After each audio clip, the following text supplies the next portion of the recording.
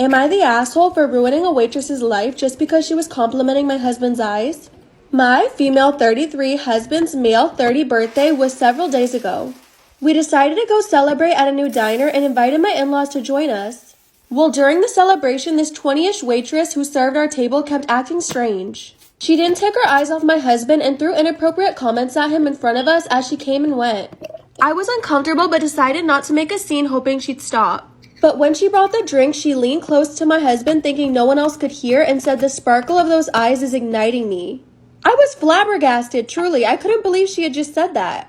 I told her she was being inappropriate and to stop. I got home and left a really bad review on the diner, and the next day I'm contacted by the manager. He asked me to specify my bad experience at the diner, and I tell him. He then says the business is new and this review might hurt their reputation.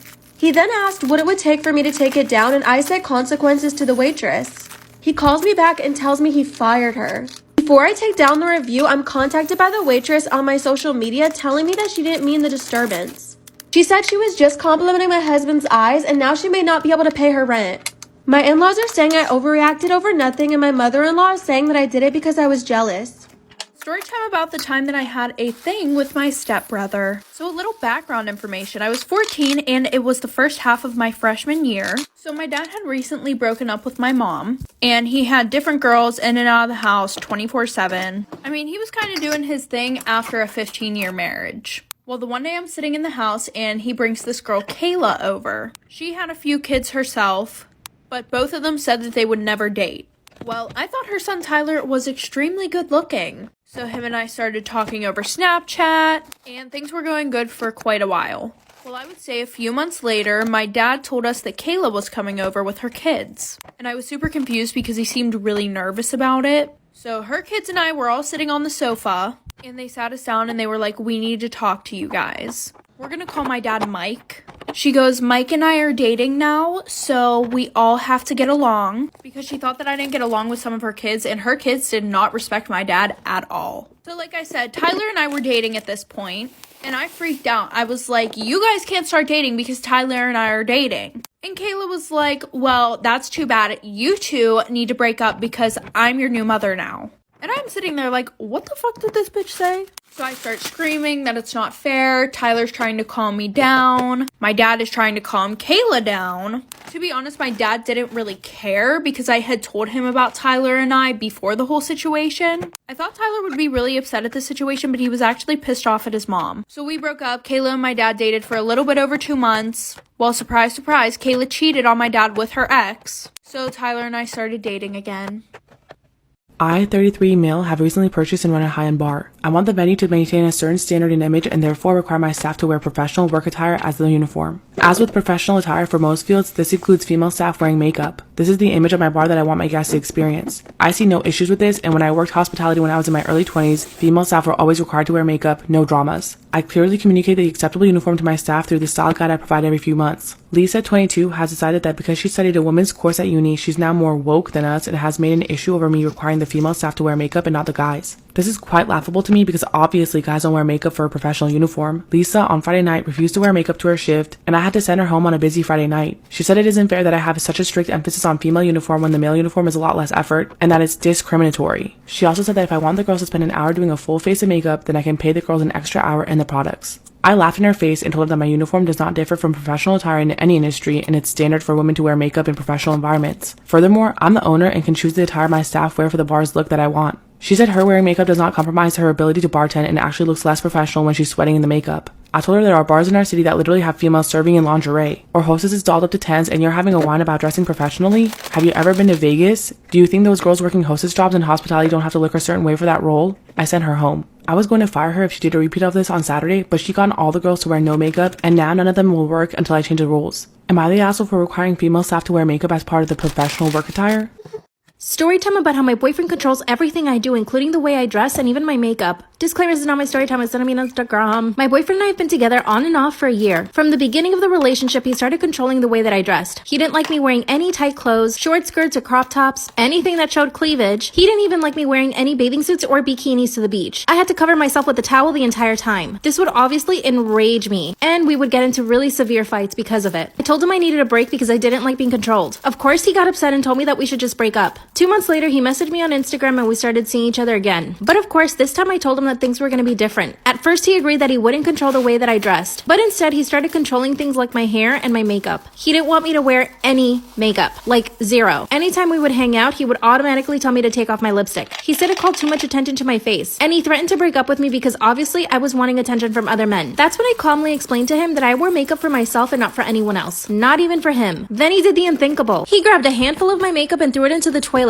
That's when he grabbed a handful of my expensive makeup and threw it into the toilet. Disclaimers into my story time. Then he basically told me that he forbade me from ever wearing makeup again. That's when he also told me that he wanted me to close down my Instagram and that there were too many men commenting on my pictures telling me how beautiful I was. He told me I needed to grow up and become more mature instead of looking for men online. I told him that he was being jealous and insecure. That's when he got really mad. He told me the only person that I should want to look good for is him. Then he went around my bedroom looking for my makeup. He was in such a rage that I was afraid he was going to do something to me. Then he found my curling and straightening iron. He started trying to break them against my desk. That's when I told him I needed him to leave and that if he didn't leave, I would call the cops. He started laughing at me and told me that no cop would take me seriously. But he did end up leaving. We didn't speak for 3 weeks until he called me apologizing. I told him that there was no way I could accept him back into my life because he was too controlling. Then he asked me out for dinner, telling me he wanted to apologize to me. At this point, I still had feelings for him, so I said yes. And guess what? We ended up getting back together. But things only got worse. I made the mistake of taking him back for a second time. For the first few weeks, he was on his best behavior. We would go out to dinners and I would dress really cute and do my makeup and hair. Obviously, I could tell that it bothered him, but he was making an effort not to say anything or cause any fights. Here's when things get worse. My best friend had planned a whole party for my birthday. She even got a band and catering. I decided I wanted to buy a beautiful outfit. So my best friend and I go shopping. My boyfriend asked me if he could tag along and I had no choice but to say yes. As we were shopping, he started making little comments about dresses that I picked. He would say things like, wow, that's really short. Obviously, I didn't want to make a scene in front of my best friend, so I just ignored his comments. I finally chose a backless dress. It was so beautiful and I loved it so much. When I tried it on, my best friend complimented me, but all my boyfriend said was, you look like a slut. That's when all hell broke loose. My best friend got right up in his face and told him that he couldn't come to the party. Of course, he got right up in her face too. He started attacking her with words. He told her she was a wannabe Kardashian, but that she would never be as beautiful. This all happened in like 10 seconds. I told my boyfriend to leave and he did. I asked him not to come to my birthday party, but he did anyway. As soon as he saw me, he pulled me aside and told me to change. And he even brought me this horrible dress to put on. That's when I had security kick him out. I called his mother and told her everything. And she's furious because she loves me. How should I break up with him? Am I the asshole for standing firm on my lack of hygiene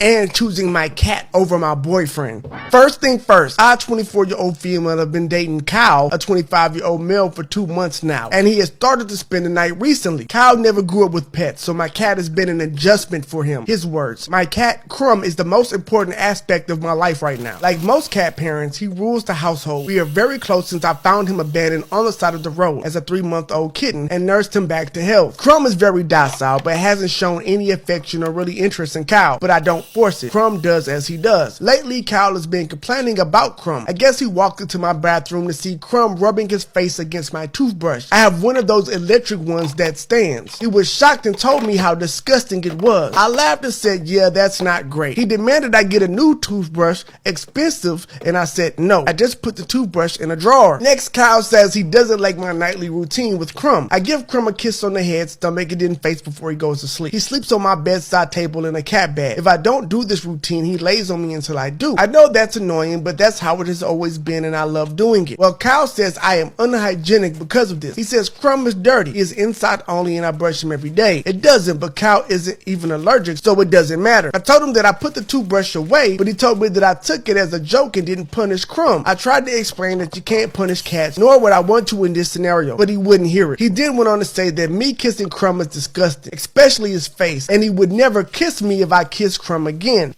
He asked me to put Crumb outside the room when he is over or lock him in a crate. So I said, okay, bye. Not only is Crumb 1,000 times more important to me, but I laughed in Kyle's face about never kissing my cat again and keeping him locked up. This is where I may be the a-hole. Kyle told me that I was ruining our future and how mean I am for laughing at his concerns. I felt guilty, so I asked a group of my friends and they were split. The pet owners laughed and the non-pet owner said I am in the wrong for not making Kyle feel more comfortable. They said that Kyle wasn't asking me to get rid of Crumb, just compromise with him. They said I was being kind of gross and understand his comments. This serial killer and cannibal was so demented that he took pleasure in sending letters to the parents of his victims detailing their last moments. Albert Fish had a traumatic childhood that warped his sense of pleasure and pain. He became known as the Brooklyn Vampire. When he was 28, he fell in love and had 6 children. Although his children swear up and down that he never harmed them, he did harm others, all while playing the part of the family man. After 7 years of marriage, Fish's hallucinations became too much for his wife and she left him for another man. This is when Fish began eating raw meat and inviting children to take part of his feasts. He met a family through an ad from an 18-year-old boy looking for work. Fish decided to lure the boy in his trap, but then spotted his younger sister. That's when he invited their youngest daughter, named Grace Budd, who was only 10 years old, to his niece's birthday party. For some reason, the family agreed, and that was the last that they saw of their daughter.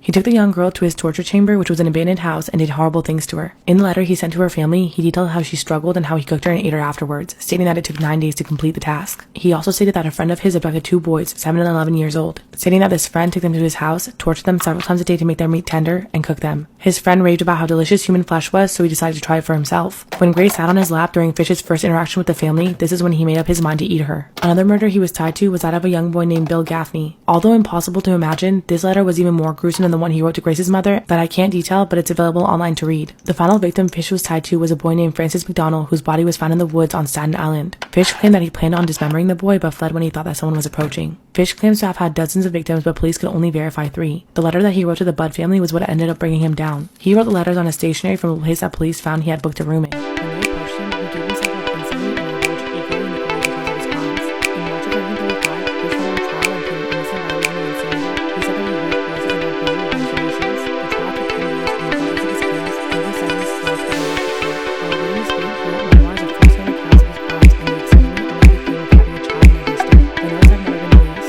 His attorney stated that he never told anyone else that it was the most extreme activities of his life. Fish was executed on January 16,